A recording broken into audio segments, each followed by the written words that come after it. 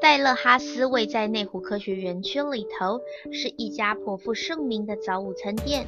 与人气同样很红的绝旅咖啡相隔不到几步路的距离。这两家店同样在中午时段就会涌入大批的人潮。为了要提高工作效率，店家采用半自助的方式，从点餐、取餐再到回收餐点，都由顾客一手来包办。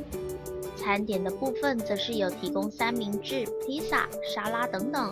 其中丰盛美味的早午餐组合让人大受好评。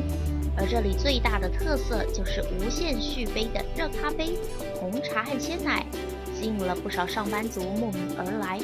分量够、有质感、出餐快，似乎是这里人气店家的三大指标。